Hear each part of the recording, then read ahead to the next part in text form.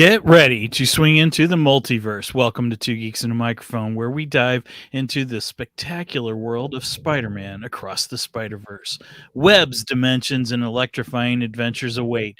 Join Tharen and I as we unravel the secrets, discuss the mind-blowing animation, and geek out over the web-slinging latest episodes. It's time to don your masks and explore the web-slinging wonders of Spider-Man across the Spider-Verse.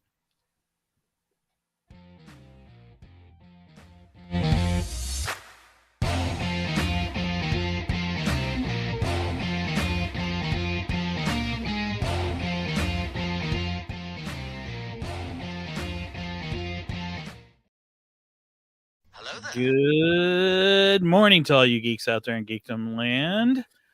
Oh, Megan, you forgot our... No. You talk first, I talk first. Who talks first? Who talks first? You talk first. I talk first. There we go. All right.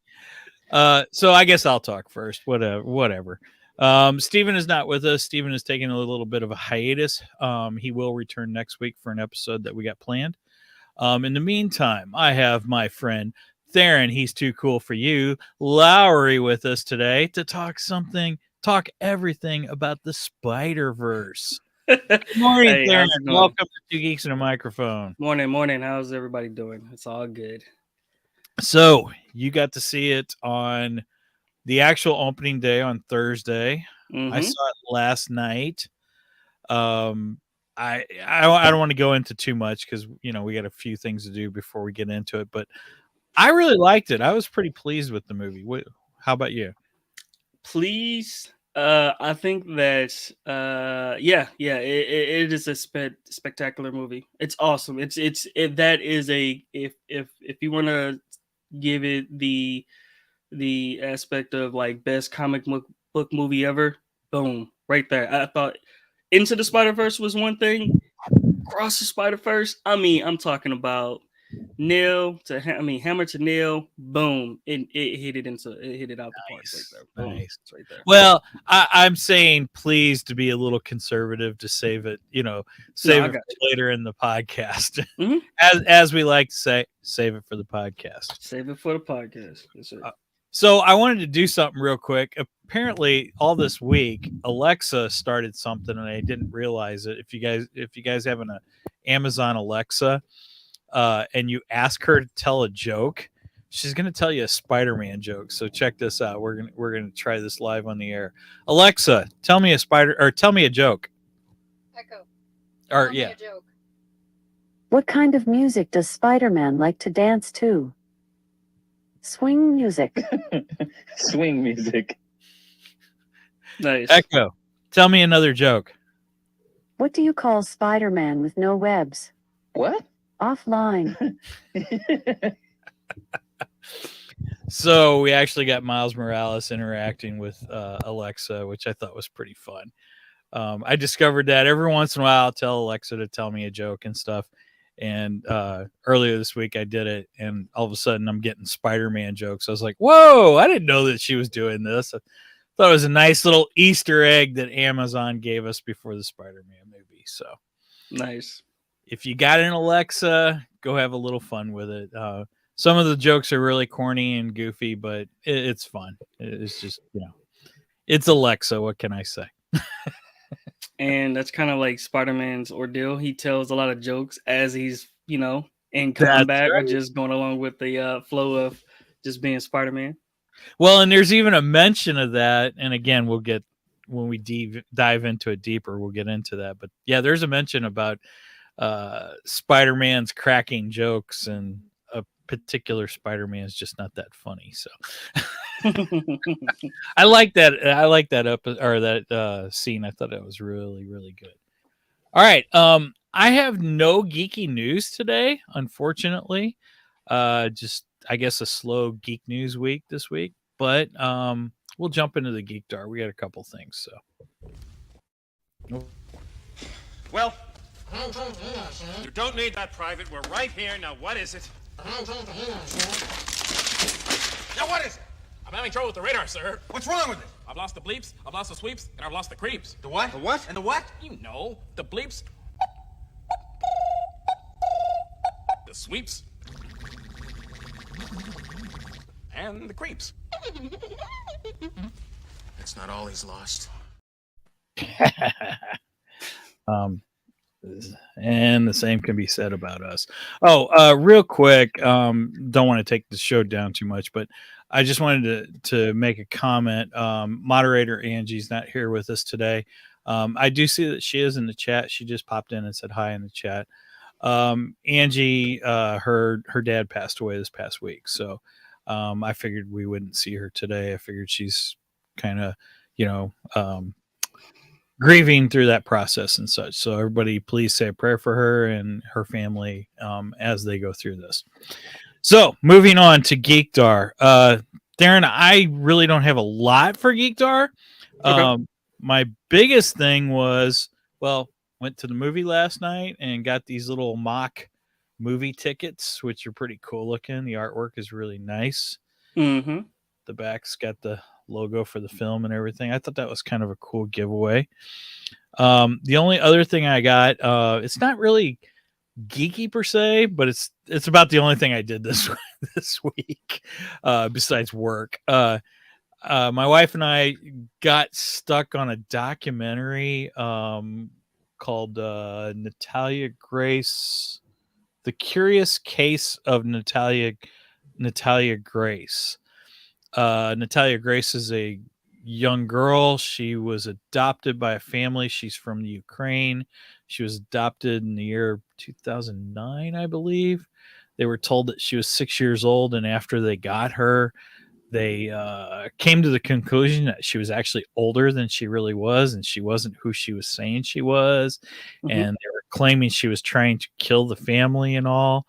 And it was really intriguing. In the first episode, there's like 6 episodes to the whole documentary.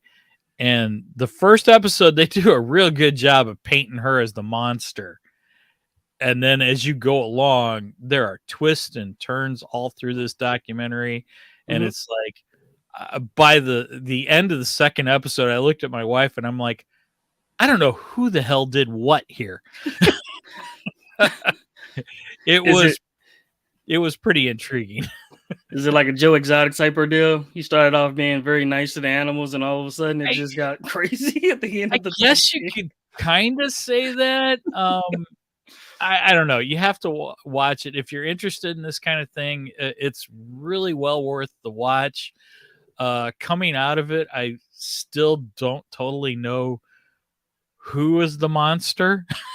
Oh wow! I mean, by the end of it, I'm pretty leaning towards the adoptive parents are actually the real monsters in this case, and Natalia comes out fairly clean by the end of it.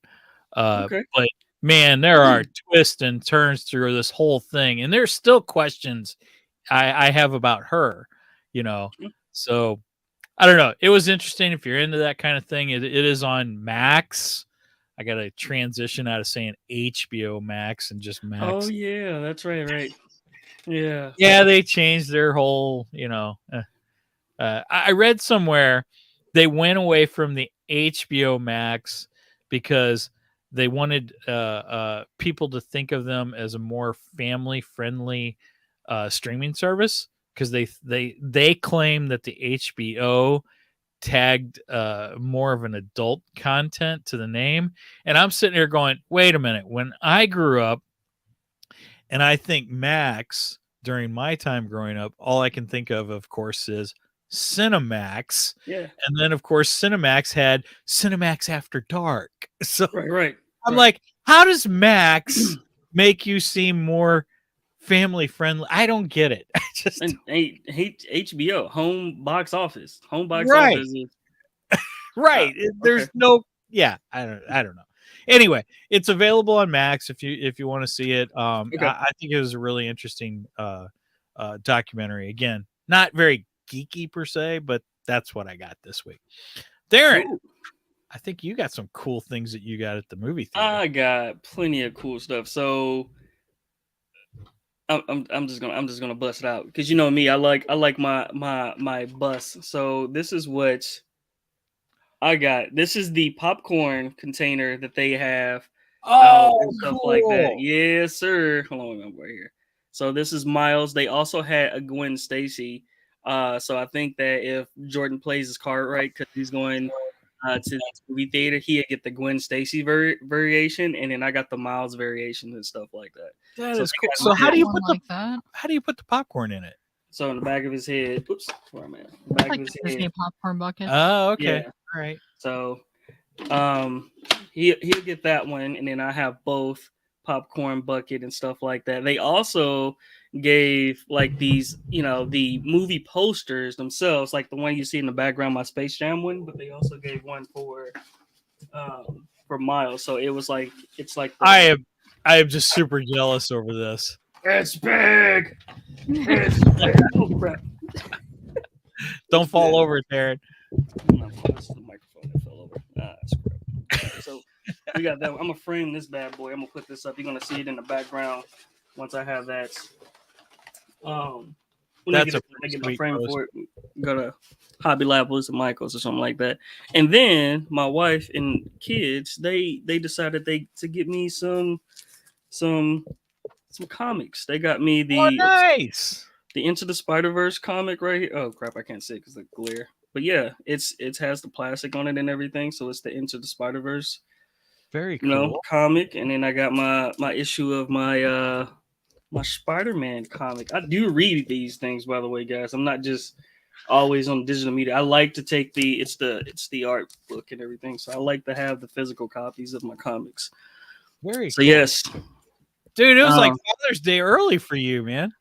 I know, man. That was crazy. And then she got those for I think because I could have sworn I bought these already, but I can't. I got to go through my comics collection and everything. But yeah, it was just like I was like, yeah, it is what it is.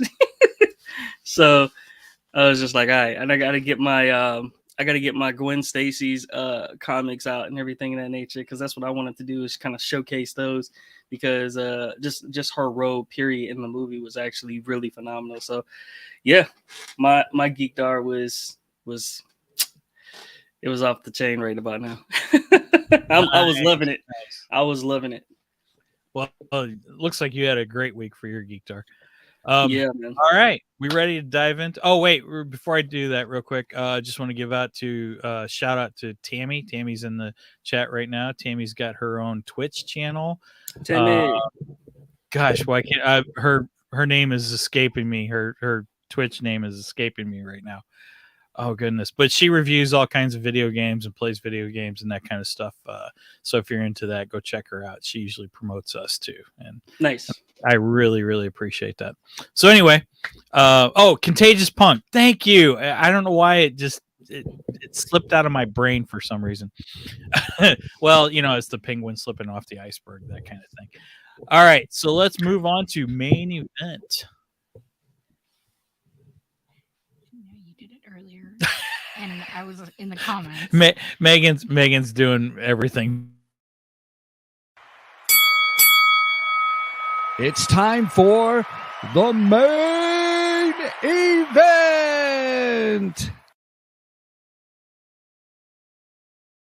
All right, main event today is Spider-Man Across the Spider-Verse, the second installment to, as we find out, a 3-parter. I hope that wasn't too big of a spoiler. But I'm going to read a little thing out of the Marvel Bible on Miles Morales. So just to give a little background on Miles Morales, the Spider-Man of Earth. Now, do I say 1610 or 1610? How does that work, and how do they do? You call it up by the numbers themselves. Okay. Yeah. So Earth 1610, the ultimate universe, received his powers from a bite of a genetically enhanced spider created by Oscorp. Unlike Peter Parker, Miles was afraid of his newfound abilities and hadn't felt the responsibility to use them until he witnessed the Peter Parker of his world as Spider-Man get killed battling Norman Osborn. That event inspired Miles to take up crime fighting himself when Peter Parker of Earth 616 first met Miles, he was shocked to discover that the Peter Parker of Miles's world was dead. Now that's the comic book version. The movie version was obviously slightly different because I don't think he went up against Norman in the first one, did he? I It can't. was Kingpin. Yeah, that's right. It was Kingpin instead of Mhm. Norman. So they changed that up slightly for the movie, but it tracks pretty well with the movie. And I just wanted to get some a background on Miles before we jumped into this. So usually the way Steven and I do this, sorry, I'm trying to get this book out of the way. It's so big. That's what she said. Anyway, so Steven and I usually give it our rating first, and then we kind of go into a slightly non-spoilerific review to start out with, and then we go into spoilerific territory. So I'll start this off. First of all, I want to say this is an awesome movie. I got to say, I wouldn't put it as my favorite Spider-Man movie yet, but it's close to it, man. It is so close to being my favorite Spider-Man movie. What's your favorite Spider-Man movie? That's tough. Oh to man, come on, say. you gotta. It's right off the cuff, bro. You say what's your favorite, but I can tell you right about now. Mine is Andrew Garfield's. Boom. Spider-Man. Really? Yes, Amazing The Spider-Man 1 and 2. first, the Amazing First- Spider. Yep. Mm-hmm. Okay. Andrew Garfield is my favorite one. See, I really like the last Spider-Man one with Tom Holland and Doctor Strange. No Way Home. Yeah, I really like No Way Home. Mhm. But to be honest, I'm torn between that and Spider-Man 2 with Doc Ock because I thought that was just a fantastic film. So you like the villain in that movie, not the Spider-Man in that movie. I like both of them. I mean, yeah. You like Doc Ock's character. I realized he was really good. He did a great job, and he looked like the comic book Doc Ock. Mhm. So I don't know. Those two, I think, rank as my almost a tie for number one. And then I probably put this as number 2. This is so good. It is so good. Love the Miles character. I think he's a fantastic version of Spider-Man. I loved Gwen Stacy in this. Loved her in the first one too. I thought she was fantastic. I would absolutely love a live action film of both of them. And rumor has it we're going to get at least the Miles and maybe a Gwen Stacy live action. If nothing else, she'll probably make an appearance in the Miles, which would be fantastic. Okay. Loved all of them. I liked Spider-Man 2099 in this, but I felt they really made him off to be a villain in this. And O'Hara. Yep. yeah. And we'll have to get into that a little bit about if that tracks with his comic book version, because I've never read any of his comic versions. Were you gonna say something, Megan? I don't know how I feel about him. Okay. Well, we'll get into that a little bit. They made his character he seemed very dark, like right off the jump. Yeah. You can tell he had that. Was it going to be Spot the villain, or was it going to be him the villain in the end of the movie? Which is actually that's a good twist. I love that twist in the movie. And I thought Spot actually was a fantastic villain. He starts off goofy, which was okay, which is fine. And then he gets pretty super dark by the end of it. So overall, I would give this, and we're gonna go with the spider wrist watch, whatever the heck those. Yeah. The dimension hoppers. Yeah, there we go. Hoppers. There you go. The Spider-Verse hoppers. We'll call it that. How's that? Spider-Verse hoppers. I will give this 9 out of 10 Spider-Verse hoppers. I concur. Yep. I'll give it 9 out of 10 as well. I really do. The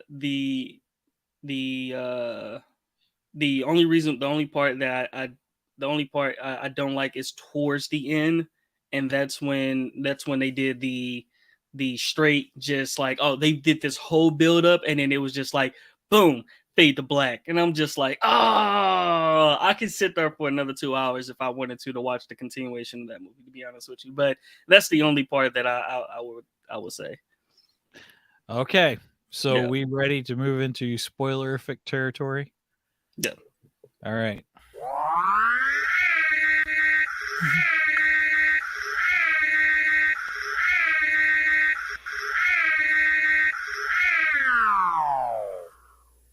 And I would put the graphic up, but I don't know where Steven has it. Oh, okay. Steven has a spoiler graphic, and I just have no idea where he keeps that at. So I don't know.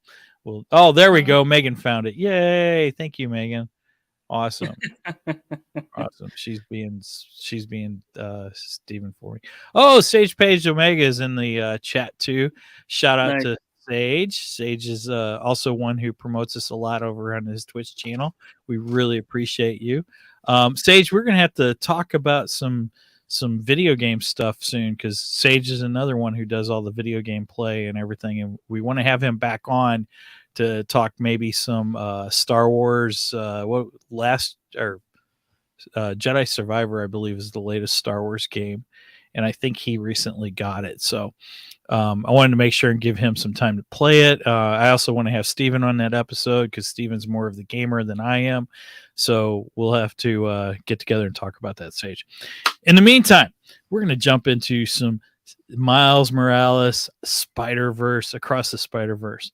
Like I said, this I thought was an incredible movie.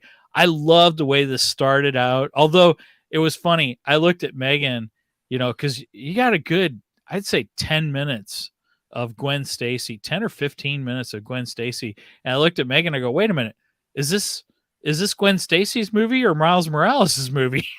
Yeah. Because at first it was like, okay, this just feels like it's going to be her story. I thought they did a great job at telling her story, because I don't have a lot of perspective on the Gwen Stacy character. I mean, I know who she is. I just never read her. I know her more as Peter Parker's girlfriend. I don't know her that much with the spider powers and this side of her. And I thought it was kind of cool to get a little more perspective. We didn't really see her origin, and I'm okay with that. I don't have a problem with that. Save the origin when you do a Gwen Stacy movie, and then we can have a origin and do it quickly. Don't make the whole movie based on her origin. I'm tired of just full out origin movies. I want that what they did for her to give her backstory was actually good enough, to be honest with you.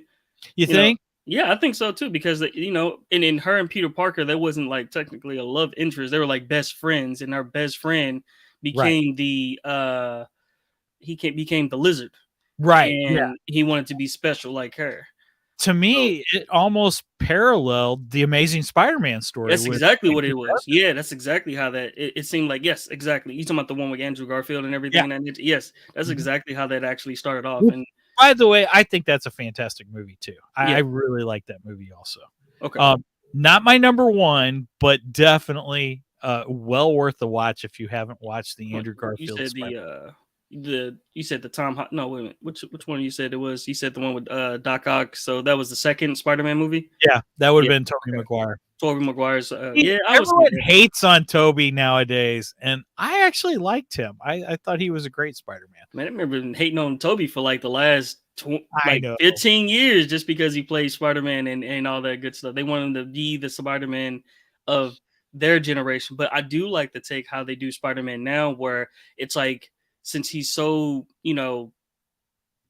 he's on multiple platforms, or he's in multiple universes.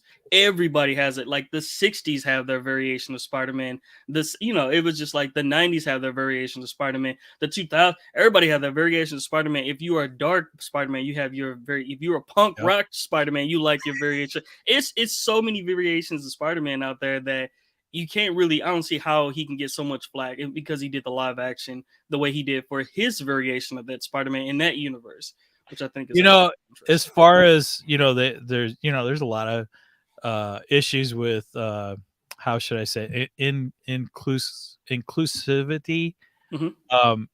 Spider-Man, he's definitely inclusive to almost everything.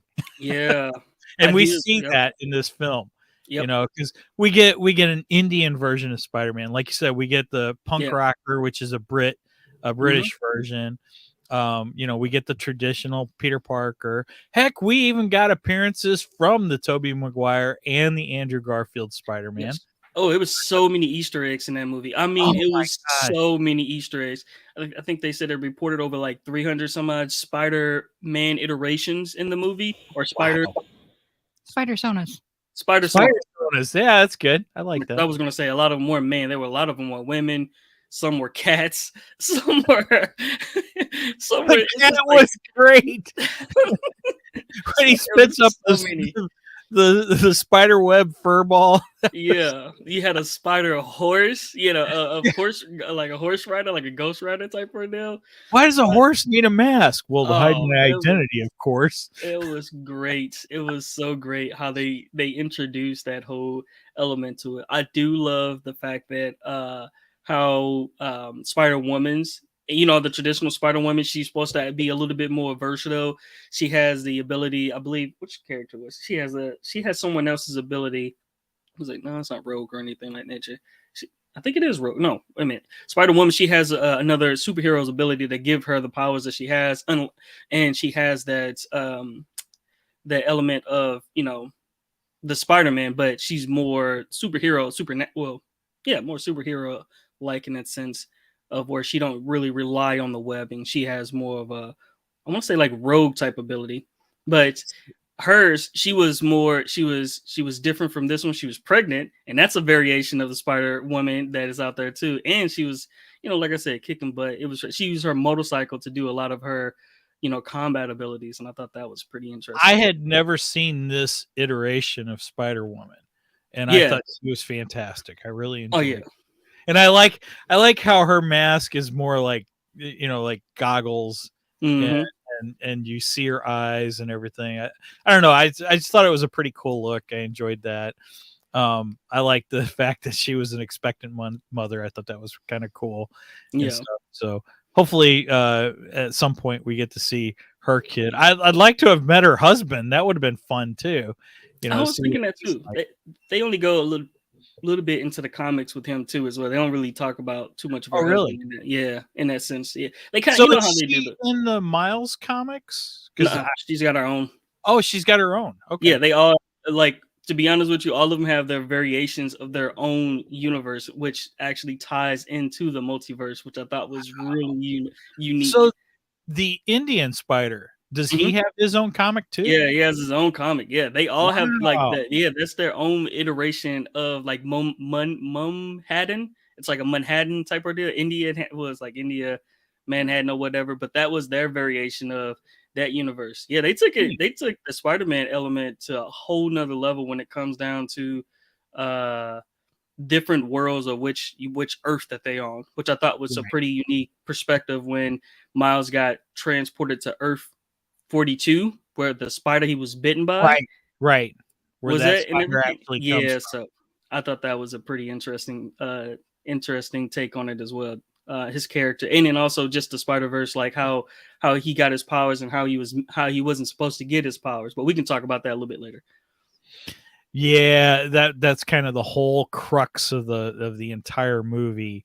All plays off of whether Miles should be or should not be Spider-Man and stuff. I think Miles proves himself though, in my personal opinion. I forgot where I was going to go with that. I had somewhere I wanted to go, and I penguin slipped off the iceberg. So anyway, I like I said, I really, really enjoyed this film. I thought it was fantastic. And Gwen was great. I liked the introduction of Gwen in this. I thought it was a fun way to introduce her, and it paralleled the Andrew Garfield film.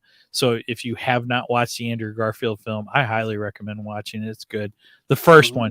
The second one is kind of iffy. That's because Electro messed it up. Yeah, they just did not do a good job with him. I was excited about him, and then he just didn't turn out. He didn't play well on film. Not saying anything against Jamie Foxx. I think Jamie Foxx did the best he could with what was given to him, but it just didn't play well. See, he did better in No Way Home. Holland's, because that was it. I like that. If they're gonna recast it to a person and retell the story the right way, yeah, let them do it the right way. And then that's all based off of directors and story writers and all that stuff like that. But yeah, he actually did make a better version in No Way Far From Home.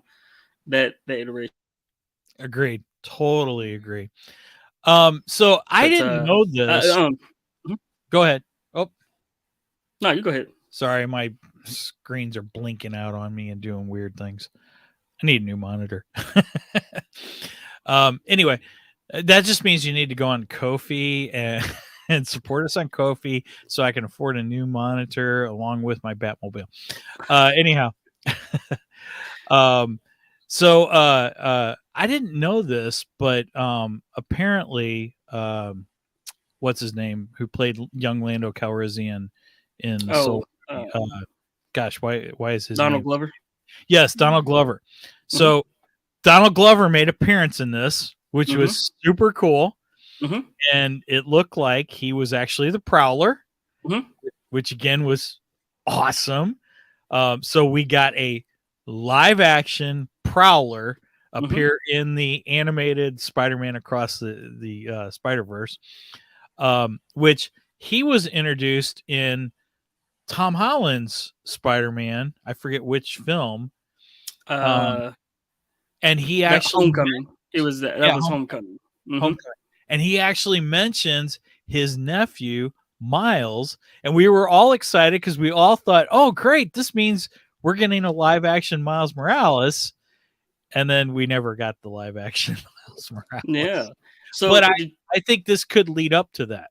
Yes. So, did you notice how, in retrospect, it actually did. And towards the end, you seen the dynamics between the uncle surviving and where in the universe that they actually reside in. But I'm gonna draw back to it. But you always notice, okay, so they kept doing two things with the movie. They kept drawing back to Gwen, and I love the storytelling to it. You know, Miles is struggling, trying to cope with trying to be a superhero, but also trying to maintain the family dynamic and getting into a good school. And his parents are like, "What is going on with you?" And he has that secret that bottles him up to tell him, so he can't tell them like, "Hey, I'm this guy, but I don't want you guys to be in danger." It's the same thing as every Spider-Man. I do love this aspect. Every Spider-Man has that same trope. They always have that element to them where they cannot tell their secret because they're protecting their loved ones. Miles is his parents. Peter Parker was with Mary Jane. Gwen Stacy is with her father. All of them. I do love that aspect where they explored that and they really went down that rabbit hole to say that the reason why Miles, you're the anomaly is because that you wasn't supposed to be the Spider-Man because of this event that happens. Uncle Ben dying. All of them have that same story arc, and if you break the chain, you basically destroy the Spider-Verse and stuff like you destroy the web. So I do love the aspect of that, and that's one of those things that that was just a phenomenal storytelling when it came down to it. That's why you've seen so much of Gwen's in there, and then you start to see like, okay, when Miles saved the captain in Manhattan. Right. Why Miguel was so ticked off because he was just like, you're too much of a do-gooder, which that's what Spider-Man is, to try to save people, and that's your flaw. And that's one of the things they drew out. And that's why all of them felt that kind of way when, you know, why is he the way he is right about now? And that's why they had to protect themselves against him because he's going to mess it up. And I thought that was a pretty interesting take on the story. So, okay, yeah, let's get into that a little bit. So, like I said, they kind of make Miguel, Spider-Man 2099, they kind of make him out almost like he's the bad guy in this film. And almost like the Spot is kind of, well, as Miles puts it, oh, you're just the villain of the week, you know, at the beginning of this. And it kind of feels like that as it's going along because we get Miguel, he's hunting down Miles because he's afraid Miles is going to break the canon, you know, of the Spider-Verse. Now, to me, he's hunting down the villains. He's hunting down the villains that escaped from their universe and they got into it, and he's trying to stay away from Miles. He's trying right. to keep Gwen away from Miles. But he considers Miles the problem because he Yes. says Miles is an anomaly in the entire Spider-Verse because he, as Miguel says, he shouldn't be Spider-Man. Yeah. Which The scientist, the Spot, before he became the Spot, he actually used the collider. Remember, they were talking about that in the first movie. They were Right. using the collider before they started testing it before he became Spider-Man, and he was getting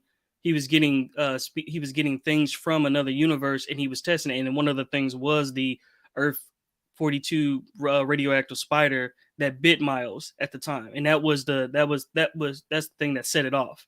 So I thought it was pretty interesting that they actually talked about his story, Spot, his story, how he came to be, and I went back and I saw it. He was the guy who got hit with the Bago, and he was the catalyst that basically set the chain off, and he survived the blast, but that blast altered him in that whole explosion. So even though that they made it seem like that Miles saved everybody throughout that whole event, that wasn't the case.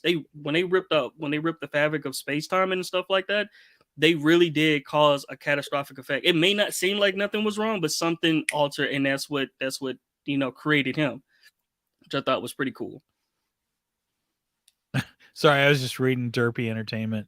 So Derpy Entertainment is in the chat. He says, I saw it last night with a group, and damn you, Sony, for making us wait a whole another year on a cliffhanger.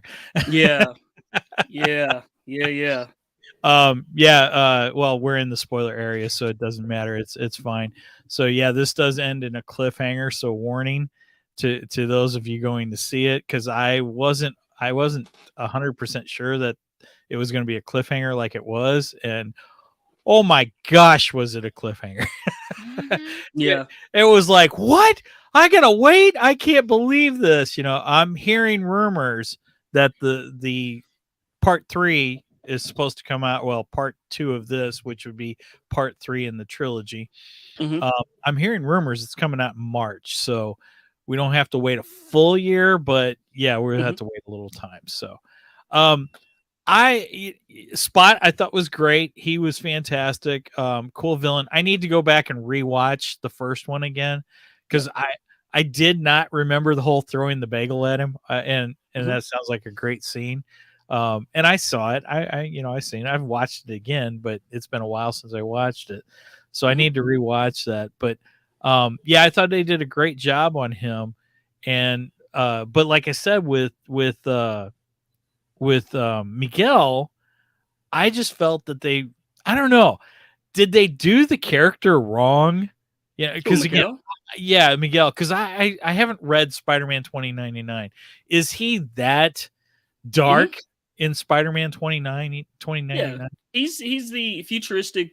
He's a Spider-Man. Only reason why he's the way he is because he used cybernetic enhancements in order for him to he's like the time cop. That's mainly what he is. He's just like the intergalactic policeman.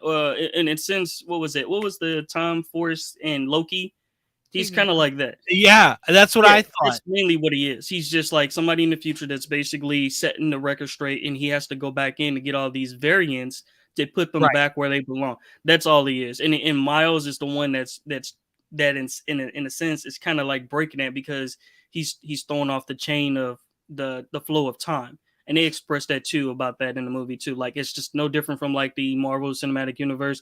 If you break the chink in the timeline, you spare off and you create all these other variants, and that's bad. You don't want to do that. And he's doing, but in their case, he's creating new webbing, and he's also shattering the ones that have been established as far as what we call the canon verse. That's mainly what those little parts. Yeah, the canon aspect. You kill the canon, you kill pretty much that whole. You ain't just killing that. You ain't just saving one person. You're killing millions of people within that canon verse, and that's bad. So you don't want to do that. That's why they have to. That's why he's after him so much, so he can try to prevent from his dad from dying. Once he realized what all happens with all the other Spider-Man, somebody has to die. Everybody has an Uncle Ben moment. All of them, all the Spider-Man. Okay, yeah. Let's dive into that a little bit. So we're told that pretty much anybody who's any Spider-Man who's related to quote unquote a captain, the captain has to die. Okay, it's their Uncle Ben moment, for Peter Parker. Yeah. But my question is, does the captain always have to die? Because, for instance, in Miles' story, and my wife and I were discussing this after the film, but in Miles' story, he has his tragic moment when his uncle dies. Yeah. So does he need to have his dad die? See, I'm hoping in part 2 that he saves his dad. I'm hoping his dad lives through this. I want him to be the exception to the rule that the captain has to die. That's what I want him to be. Now, it could be argued that the Indian one is the exception to the rule too, because his captain in that case, like we said, this is how it kind of starts. Miles saves him, and the question is, does he go on and everything's fine after this? Because I don't think every Spider-Man has to have the exact same story. I mean, when it comes to lore, according to how Miguel basically puts it in you can, if that Spider-Man passes away, or if they save their the person that's supposed to be alive, and then they try to replace that, it crushes the whole element of the world that they live in. So you can't just go in and just replace that person. So Miles's universe, he has to go back, figure out a way to get back to his right timeline and save his dad. But his uncle's already dead and everything in that nature. Right. So that didn't make any sense. That part was like, all right, I was like, I don't know if that's, do you really need to say he's already had his moment. His uncle died, and that's his, kind of his inspiration to go on as a hero. Plus, he also watched the Peter Parker of his universe die. Yeah. And that was also an inspiration to him. So in a sense, Miles had it twice. I know he wasn't connected to Peter Parker the way he was his uncle or the way he would be to his dad, but he obviously had some feelings when that Spider-Man died, because that was his initial kick in the butt to become the hero. I think is because he's not supposed to be Spider-Man. Once that Spider-Man dies in that universe, that's it. You're not going to get another one. But since the Spider-Man from the 42 came over and bit him, it continued it on, but also create fissures in different universes, even though his may still seem okay at the time, but it's causing other effects in other universes. That's why Miguel has to go in. That's why they're able to go in and out of his universe, even though that he doesn't technically know how to, escape. How they're getting in, unlike Doctor Strange doing what he did and kind of open up that portal that way. Oh, I was disappointed. I was hoping to get an appearance by Doctor Strange. I thought it would have been cool if they would have ran into when we get the scene in the Doctor Strange movie when Doctor Strange and American Chavez they're going through the different universes, and they actually hit like a comic book universe. There's an animated one that they hit. That would have been so cool if Miles, if they would have passed each other or something like that. If I would have been in charge of this, that would have happened.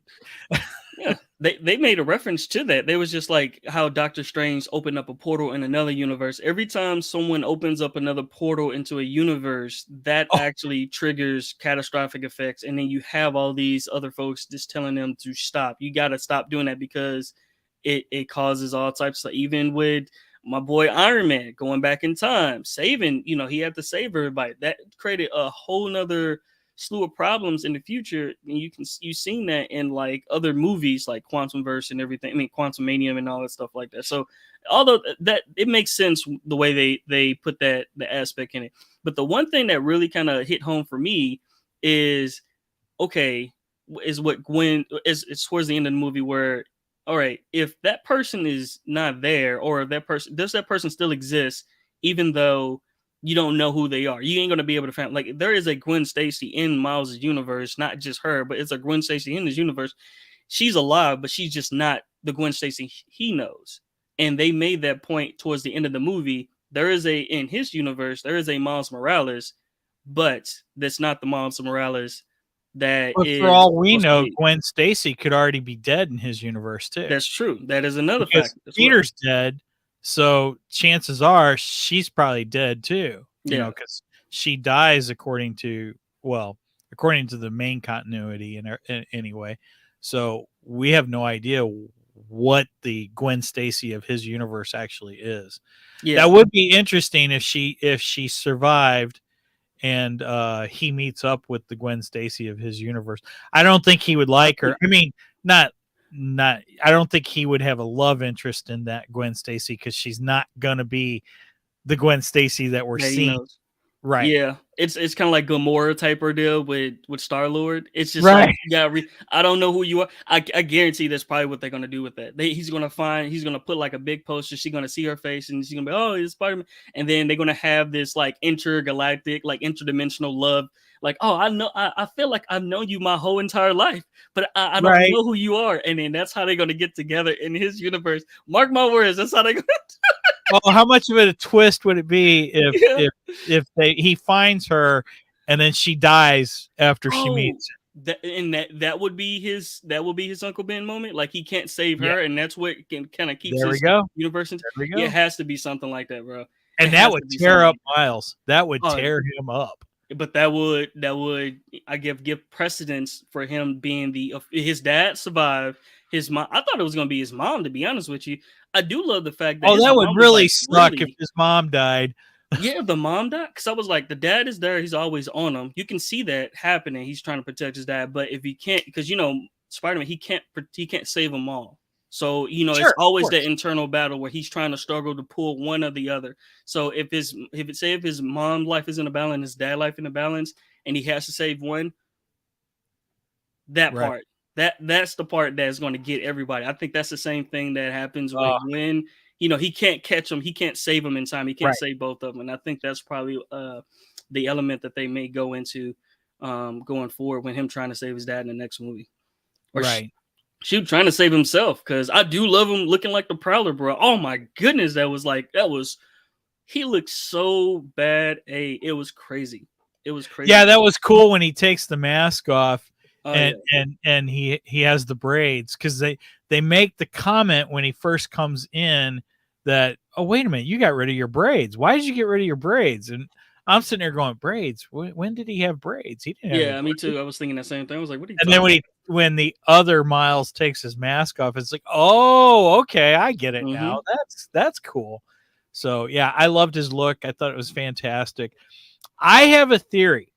Since we ended off with the two Miles facing each other, and we've got the Prowler version, which is almost the evil Miles, and then we've got the Spider-Man version of Miles, and he's trying to convince that Miles that that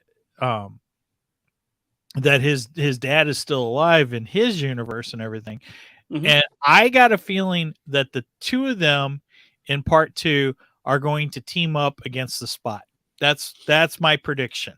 Spot is actually became way more powerful. I love how he was like very dopey in the beginning, and then all of a sudden towards the end of the movie, he became more powerful. He became more aware of his whole purpose of what he is and everything of that nature. It kind of reminds me. They have that same trope to it. He kind of reminds me of Jamie Foxx's Electro. Remember, he was like very dopey. He was kicking himself in the butt, and then towards the end of the movie, he became very serious. They keep that same trope when it comes down to the villains. The villains are fairly like super smart because he was a scientist, and then he got really he got hit with a bagel, and all of a sudden he got exploded, and all of a sudden he became evil, and now he don't know how to use his powers. Now he's using his powers. Now he wanted to go after the person who created him.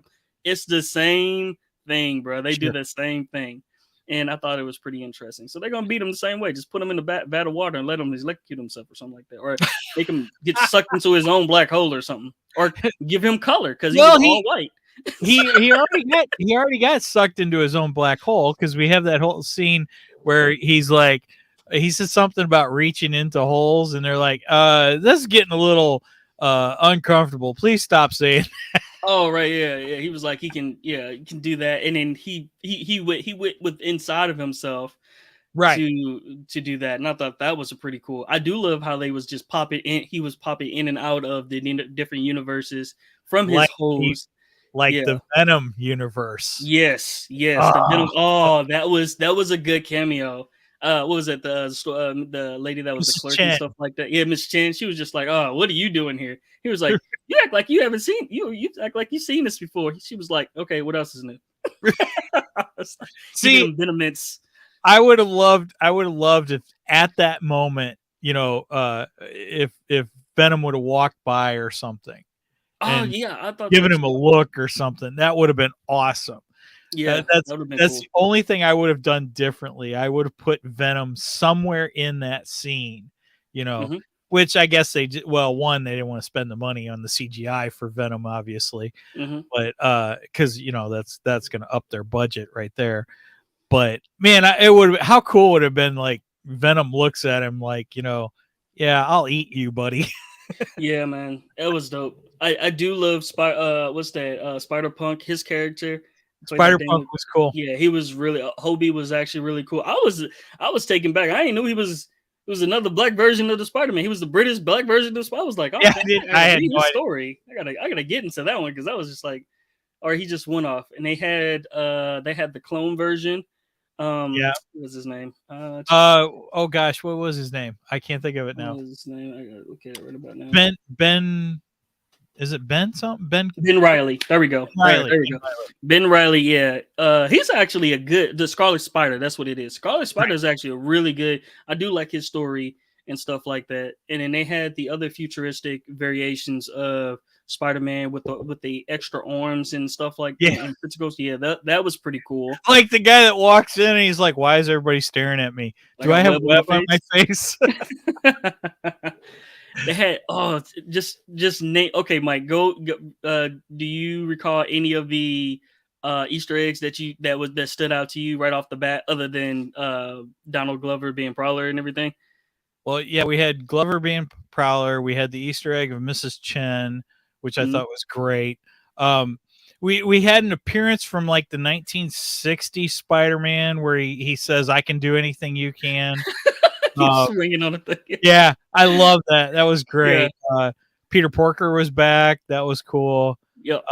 Man, there's just so many different appearances and stuff. I'm gonna have to watch this movie like a dozen times to get everything. You Spider-Man, you Spider-Man. Yeah. I do love the fact that they were playing the Spider-Man, the PlayStation 5 Spider-Man, PlayStation 4, PlayStation 5 Spider-Man. You had the Insomniac Spider-Man in there. Oh, it's so many Easter eggs that was in there. It was pretty crazy stuff, man. It was nice. It was fantastic. And getting back to the whole Spider-Man uses his quips and stuff like that.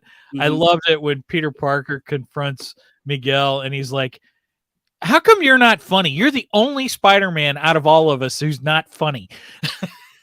He's not really that funny in the comics, though. He's a pretty serious one. He actually go after and kills like some of the villains. I think that's one of the things. He actually kills villains. Yeah, he's not like the more wholesome. He's the more serious variation of the comics. Spider-Man. Actually, it's a couple of different stories that they actually go into when Spider-Man isn't like, when he accidentally release some type of like either toxin or radiation or something like that, and he kills pretty much Spider-Man kills the universe or the multiverse or whatnot. It was pretty bad, but it's just one of those things that they go into when it comes to his story arc. Wow. Well, I don't know if there's anything else we really need to cover on this. Other than, I believe that eventually we're going to get a live action Miles Morales and hopefully Danny Glover. Oh, that's what I wanted to come back to. So, Danny Glover, Donald Glover, Lethal Weapon, bro. Right. You did that when he was in Star Wars, by the way. I did say that.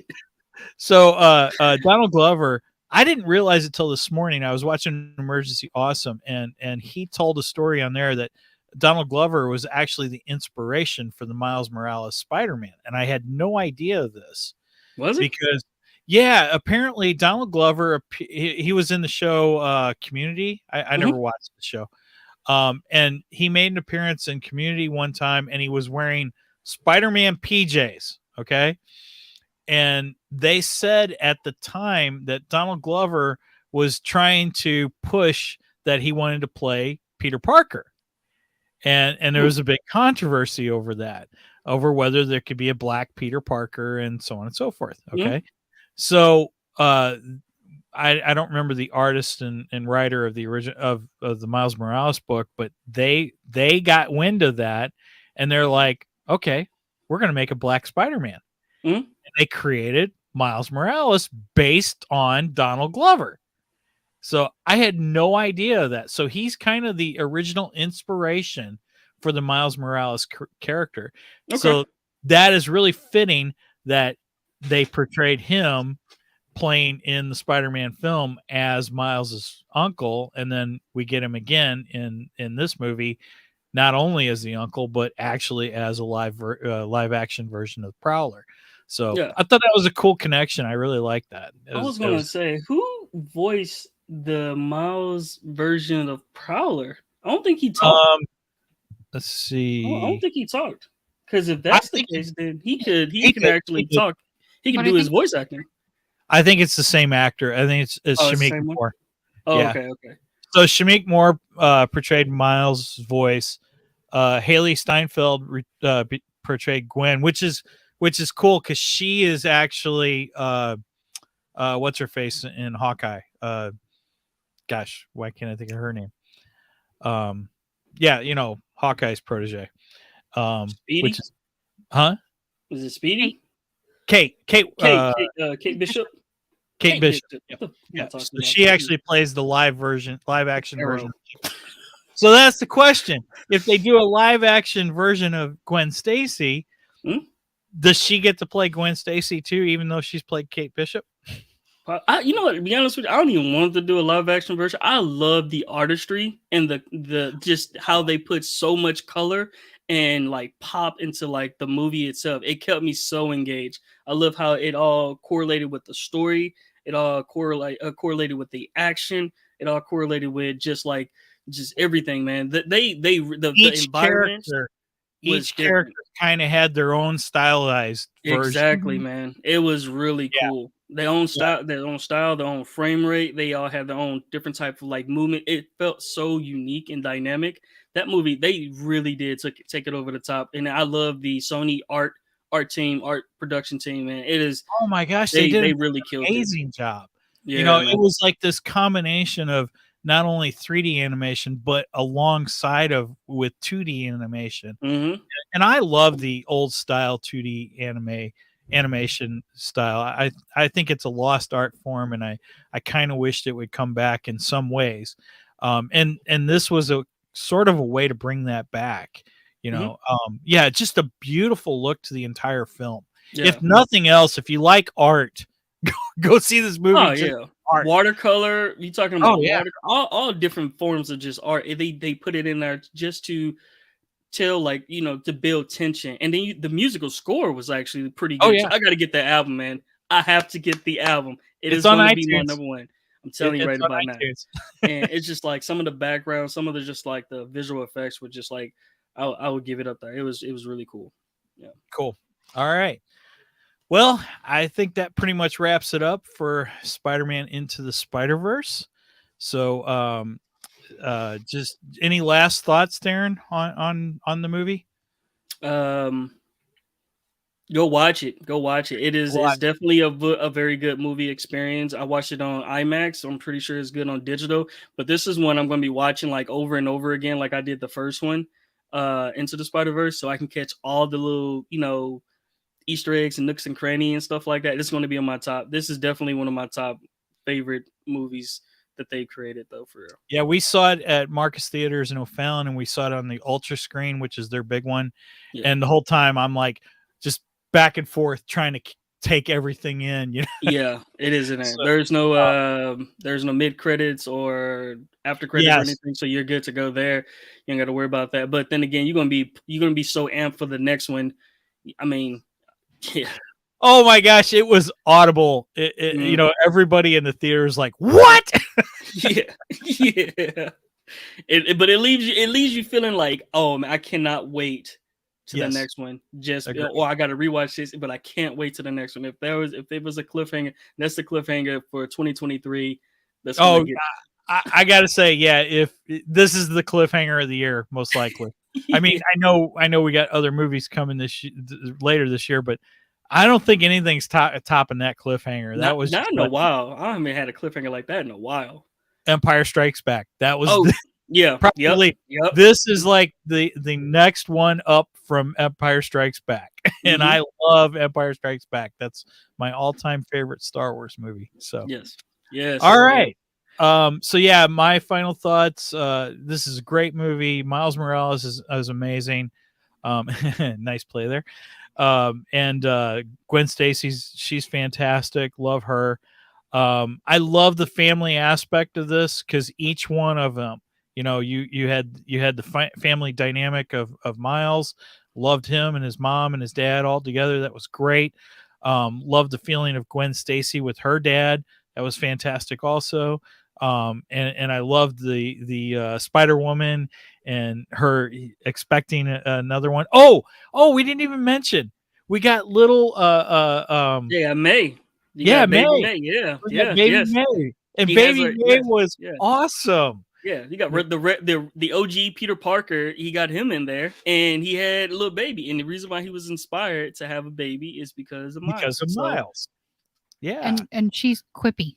And she's quippy. Yeah. Yes. And she has her own crocheted Spider-Man mask. Oh, dude, I ain't gonna lie. It kind of brought tears to my eyes. I was just like, It was awesome. It was full circles. Oh, did you have a lot of cosplayers at the theater you went to? No, other than myself and stuff like that, wearing my Spider-Man stuff. Other than that, no, not really. I went doing matinee hours, so it was during the evening. More around 3:00. So it wasn't that many people there. We had a group of at least 6 Spider-Mans that were together. Nice. Each was a different Spider-Man or Spider-Woman because there was a girl in there too. Nice. And then there was a few that were outside that group that also showed up in Spider-Man costumes. I was like, oh my gosh, this is pretty awesome. So yeah, man. So yeah, I would say get out and see this movie. If you are a Spider-Man fan, you have to see this movie. It's just fantastic. I probably can't praise it any more than I already have. Mm-hmm. All right. So if you followed us, if you watched this far, trying to find my like and subscribe button here. Anyway, go and like and subscribe to us. Like us on Facebook. Follow me on Facebook. I've tried to put up a lot of funny memes. Try to keep up with 3 Geeky Dads and their memes. Usually they out-meme me, but but I give them a good run for their money. Anyway, 3 Geeky Dads is another friend of the podcast, and Brian should be back with us in a couple weeks to do the Flash versus Quicksilver. We're going to do another versus episode. Me, Tharen, and Brian are going to go at it on that one. Can't wait. Next week, Steven will be back with us, taking a break from his hiatus, and he and I are going to cover the Berserker comic, the Keanu Reeves epic comic series, which we've been talking about for a long time. So we're looking forward to doing that. Anyway, so like I said, go like us on Facebook. That's where you'll get any information of upcoming episodes, so on and so forth. Like us and on YouTube. YouTube we are there every Saturday morning, 9 a.m. is when we go live, 9 a.m. Central Standard Time, of course. And a shout out to Audible. Audible is our sponsor of this podcast.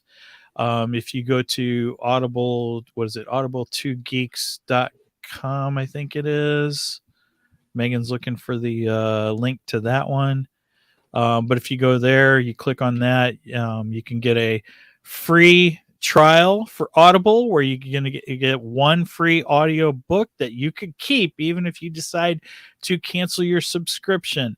Audible is a fantastic place to get audiobooks, and for that matter, you can get podcasts along with the Two Geeks and a Microphone. All right. So with that said, anything else, Steven? Or Tharen? Sorry. No, I'm good to go. All right. So with that said, man, I need a good Spider-Man quip. What's a good Spider-Man line I can use? Dang, I can't think of anything off the top of my head.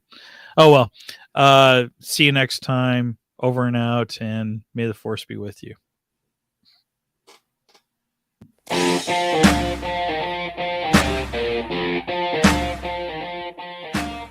Thank you for joining us today on the Two Geeks and a Microphone podcast. Tune in next week when we will have more news and reviews. Until then, May the force be with you.